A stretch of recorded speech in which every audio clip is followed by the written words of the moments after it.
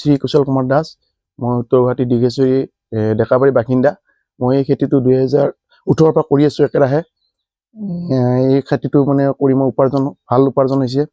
আৰু উঠি অহা যুৱক যুৱতীয়ে যে এই খেতিটো আদৰি লয়, এই খেতিটো মানে সকলোৰে কাৰণে এই খাদ্যটো মানে বহুত দৰকাৰী। এইটো মাছৰুমটো বহুত ভাল বস্তু, কিন্তু এতিয়াও বহুত কিছুমান মানুহ সজাগতা হৈছে, কিছুমান এতিয়াও বৰ্তমান জনা হোৱা নাই। এই খেতিটো কৰিলে সকলো নিবনুৱা যুৱক যুৱতীয়ে উন্নতিৰ পথত আগুৱাই যাব। কোম্পানীত কাম কৰাতকৈ নিজে যদি এখন ফাৰ্ম ঘৰতে সৰুকৈ কৰি লয়, তেতিয়াও সি চলিব পাৰিব পৰিয়ালটো ধুনীয়াকৈ সুন্দৰকৈ। এতিয়া মই ধুনীয়াকৈ চলি আছোঁ। মূলধন কম মূলধনতে কৰিব পাৰিব, 5,000 টকাৰ পৰা ষ্টাৰ্ট দিব পাৰিব। মই আপোনাৰ খানাপাৰাত ল'লোঁ, কৃষি ভৱনত, আৰু মাছৰুম ডেভেলপমেণ্ট ফাউণ্ডেশ্যনত ল'লোঁ, প্ৰাঞ্জল বৰুৱা ছাৰৰ তাত। এতিয়া ৱেষ্টাৰ্ণ মাছৰুমে কৰি আছোঁ।